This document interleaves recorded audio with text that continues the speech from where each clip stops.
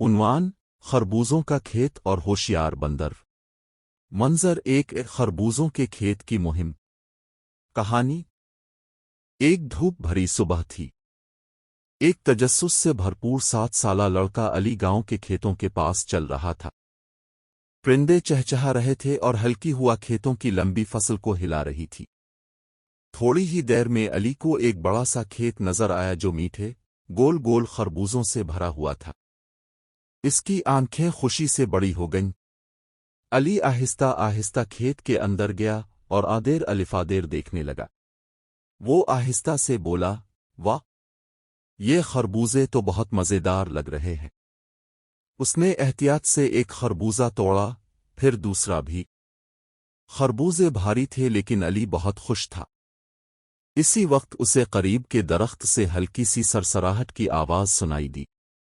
درخت کی ایک شاخ پر ایک چھوٹا سا بھورا بندر بیٹھا علی کو غور سے دیکھ رہا تھا۔ بندر نے اپنا سر ٹیڑھا کیا اور عجیب و غریب مزاحیہ منہ بنانے لگا۔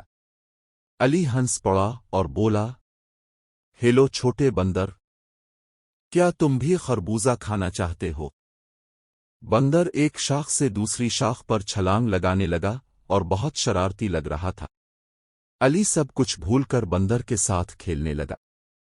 اچانک کھیت کے دوسری طرف سے قدموں کی آواز آنے لگی۔ کوئی آہستہ آہستہ ان کی طرف آ رہا تھا۔ کسان کا آنا۔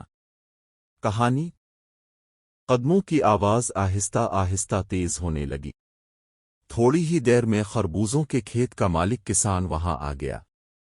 اس کے ہاتھ میں ایک لاٹھی تھی اور وہ پودوں کو غور سے دیکھ رہا تھا۔ علی گھبرا گیا۔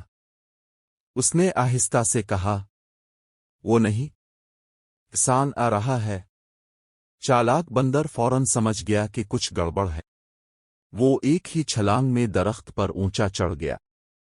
درخت کی اوپر والی شاخ سے اس نے پتے ہلانے شروع کر دیے اور عجیب عجیب آوازیں نکالنے لگا۔ کسان نے اوپر دیکھ کر کہا، وہ تو یہ بندر پھر آ گیا ہے۔ جب کسان درخت پر شور مچاتے بندر کو دیکھنے میں مصروف تھا، علی نے چپ چاپ خربوزے واپس زمین پر رکھ دیے۔ وہ آہستہ آہستہ کھیت سے باہر نکل گیا اور اسے تھوڑی شرمندگی بھی محسوس ہو رہی تھی۔ جانے سے پہلے علی نے پیچھے موڑ کر بندر کو دیکھا اور مسکرا دیا۔ بندر نے اپنا سر کھجایا اور خوشی سے آوازیں نکالنے لگا جیسے وہ علی کو الوداع کہہ رہا ہو۔ اس دن علی نے ایک اہم سبق سیکھا۔ کسی کی چیز لینے سے پہلے اجازت لینا ہمیشہ بہتر ہوتا ہے۔ بندر درخت کی شاخوں پر جھولنے لگا اور خربوزوں کا پرسکون کھیت دوبارہ خاموش ہو گیا۔